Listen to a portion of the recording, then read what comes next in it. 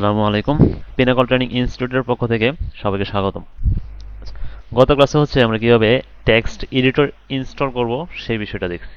আজকে আমরা দেখব HTML এর স্ট্রাকচার। আমি যদি কোডিং করতে চাই, সেটা যে কোনো প্রোগ্রামিং ল্যাঙ্গুয়েজই হোক, বা HTML করতে চাই বা CSS করতে চাই, সবকিছু একটা স্ট্রাকচার মেনটেন করে। বা আমি যদি একটা বিল্ডিং তৈরি করতে চাই, সেক্ষেত্রে আমাকে অবশ্যই একটা স্ট্রাকচার মেনটেন করে তারপরে বিল্ডিং তৈরি করতে হবে। আমি যদি আমার নিজের মতো করে ইট এদিক ওদিক আগাপাকা করে দেই, তাহলে কিন্তু সেটা বিল্ডিং হবে না বা স্ট্রাকচারের মধ্যে পড়বে না। তো সেম ভাবে আমি যদি HTML করতে চাই বা ওয়েব ডিজাইন করতে চাই, আমার ওয়েব ডিজাইনের মেইন থিমটাই মূলত HTML। এই HTML করার জন্য আমার HTML এর একটা স্ট্রাকচার মেনটেন করতে হয়। আমি এখানে HTML স্ট্রাকচারটা দেখতেছি।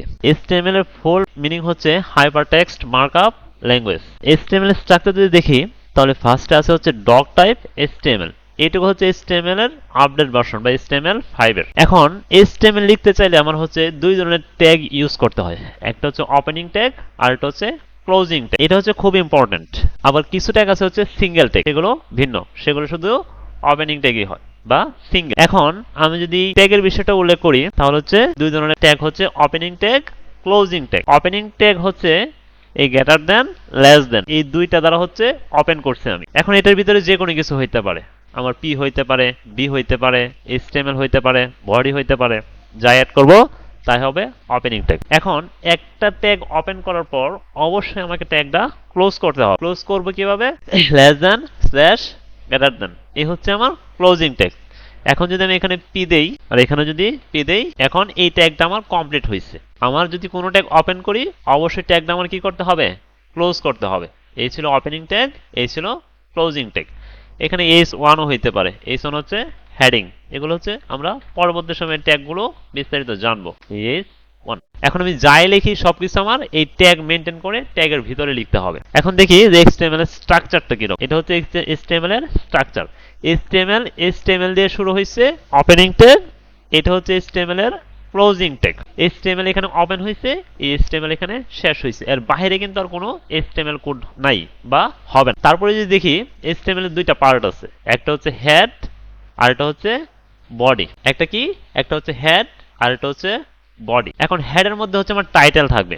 আমি যদি কোনো ওয়েবসাইট দেখি, যে এখানে ওয়েবসাইট আছে, নোটপ্যাড, এখানে লেখা ডাউনলোড, বা আমি যখন নোটপ্যাডে যাই, এখানে নোটপ্যাড প্লাস প্লাস লেখা আছে। আমি যখন কোনো ওয়েবসাইটের নাম লিখে সার্চ দিই, এই যে সাবলাইম টেক্সট, এখানে সাবলাইম টেক্সটটা লেখা আছে।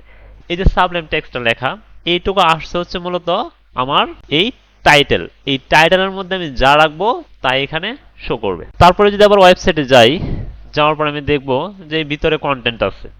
এখানে সাবলাইম টেক্সট আছে, ডাউনলোড আছে, হ্যাঁ, নিচে লেখা আছে, বিভিন্ন আইকন আছে, ডিজাইন করে রাখছে। এই যে ডিজাইনগুলো, এইটুকু আমার বডি। আমি বডিতে যা অ্যাড করব তা এই পেজে শো করবে। আমি যদি বডিতে কোনো কিছু না রাখি, তাহলে পেজে শো করবে না। এটাই মূলত HTML এর থিম বা স্ট্রাকচার। এখন যদি আমি HTML লিখি,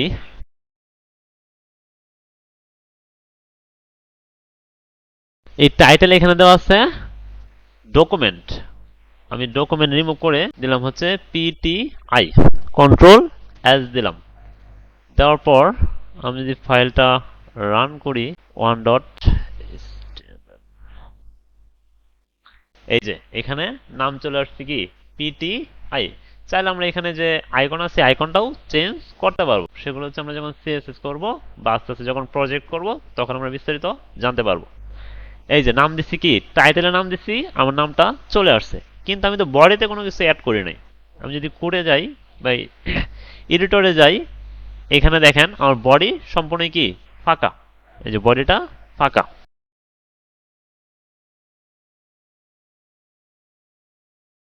ঠিক আছে। এখন যদি আমি বডিতে কোনো কিছু অ্যাড করি,